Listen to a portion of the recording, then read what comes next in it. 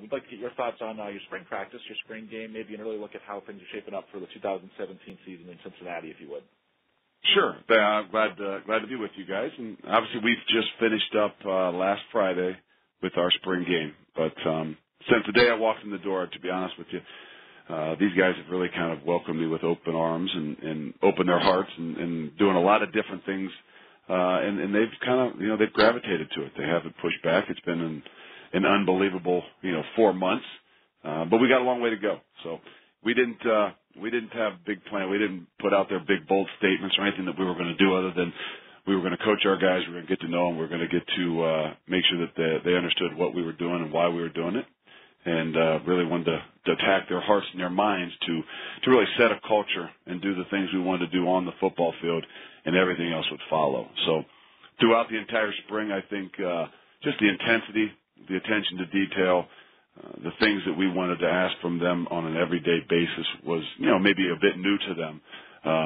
But obviously I think it went over well. We had our ups and downs. We had a couple injuries that maybe set us back. We had a defensive lineman that got hurt that we're really counting on, and we lost our center a week and a half ago on a scrimmage on a Saturday. But all in all, other than that, I think that we had a very productive spring ball. We used every single one of our practices to the fullest, from the meetings to the end of practice, to everything that we did. And we really trying to increase their expectations, make sure they know what it is that we as a program want on an everyday basis. And that's a competitive spirit, whether that's in the classroom, in a meeting, or whether we take the field, whether we're in full pads or just in helmets. And, I got to say I'm excited about that. The spring game this past Friday, it ended up being a great event for us. These guys here had never played or had a spring game in Nippert since they'd been here. So they I don't know, just in their mindset that they didn't have a whole lot of following through the spring and things like that. And that was something that we really wanted to change, We've asked these guys to sacrifice and to give a lot.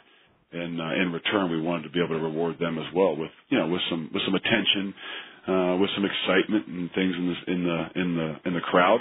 And we got that last Friday. Take questions for Coach Fickell, please. *1 on your telephone keypad to join the queue. The operator will introduce you.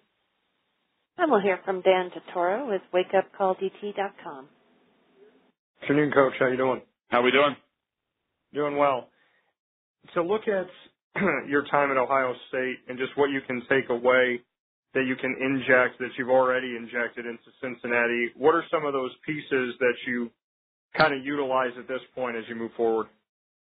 Well, I think the number one thing is just the increased expectations. And there's a way that which you do business, and to never be satisfied with, being average or mediocre. And, I think those are the things that, that to me is the biggest deal.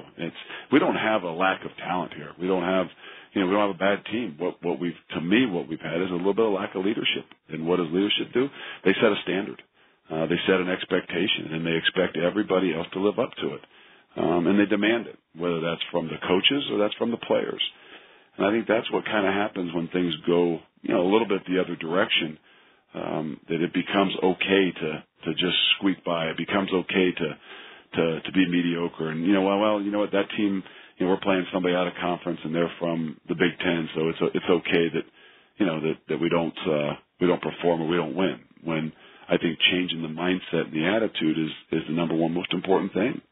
And to me, that's the biggest difference, is coming in here and making sure these guys have the mindset that we want. That doesn't guarantee you anything, but it's an expectation. And when you have that, you won't settle for anything else. And, sometimes I tell them, I say, we don't lose. I don't lose. And we won't accept losing. And to me, to start with, everybody believes that's just a scoreboard. But the reality is it's not just the scoreboard. It's your everyday expectation. And if you'll have the ability to accept it, then, or make excuses for it, then you're right. You become that loser mentality, and it becomes to be a little bit of a habit. And, I think that's what we wanted to squash and kill. And that's one of the big things and where I've been and had the good fortunes to be around that. And, there's an incredible expectation, and it brings everybody, makes everybody have to rise up. How do you feel the student athletes at Cincinnati have responded to that change, where you say maybe there's a little bit of a lack of leadership to have your style of leadership come in? How have they been through the spring in that respect?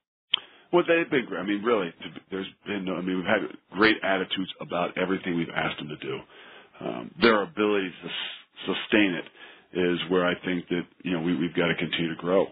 You know, they understand. I think we're very clear with them. We're very honest with them. We're very open with them. They know what it is that we expect. If they don't, then we show them. And they want it, but their ability to sustain it on a daily basis over time is where to me, I've seen a little bit of that, you know, roller coaster ride through the spring. And, you know, whether that's practice 7 or practice 12, you know, that Monday after a good Saturday scrimmage or a good hard week, that next Monday, you kind of see you see that little lull in what it is that they've done. And you know, so those are the times you got to be able to grow through. Your end of spring, and all of a sudden, Coach, we're used to having 3 weeks off. Well, that's not the way we do it. And, you know, so just making sure that the expectation, we're very clear with them. They want it, but then all of a sudden when it gets into those times of being able to sustain over that long period is where, you know, where true leadership has to come in and the motivation. And as we develop it, then it's got to be from us. So right now, if we don't have it, it's A1 got to come from me, and then B, it's got to come from the coaches in every one of these units as we develop those young men. Thanks, Coach. I appreciate it. Sure.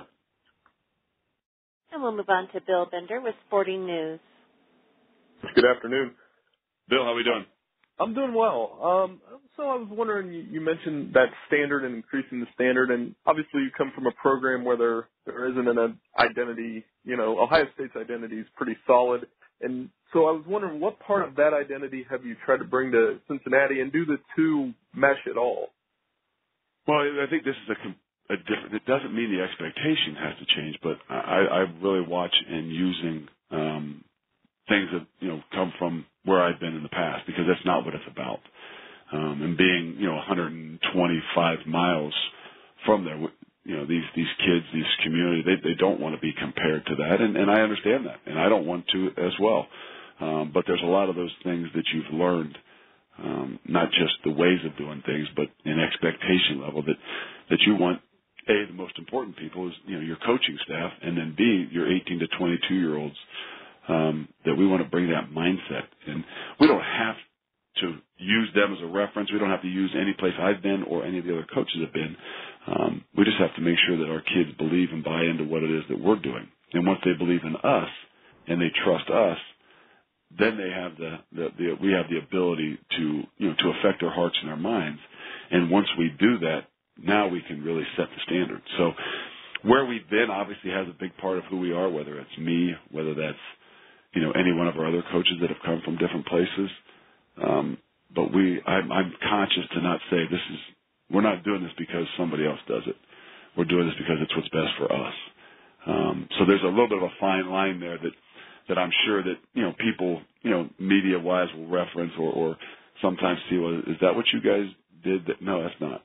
It might be, but the reality is, no, this is what we're doing here. I'm not worried about whether it's what we did in the past where I was or where Coach Denbrock was or anybody else. But this is the way we're going to do things and the way we know how to do them, and we know it's successful. And how has your relationship with obviously the high school football there is very good. Has your relationship changed with the coaches through recruiting in the area now? Well, to be honest with you, in the local area, this is the one area that I never really recruited. I mean, I didn't officially ever have the Cincinnati area in my 17 years of coaching.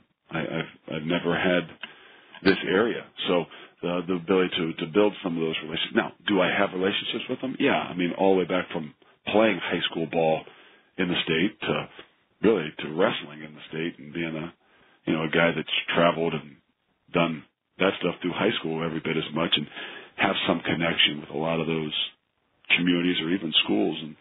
And so the relationships have been there. To be able to enhance them, to actually get out, be face-to-face, is something that they didn't do here in the last 4 years in this area. So the ability to even do that, whether it's me or anybody on the staff, has been incredibly well received. And then the relationships that you've already had, it allows you to do it so much faster. Thanks, Coach. Coach, thanks so much for the time this morning, this afternoon now as we get into it. Appreciate your time on the call today. Best of luck in the off season, and look forward to catching up with you in the summer. Thank you.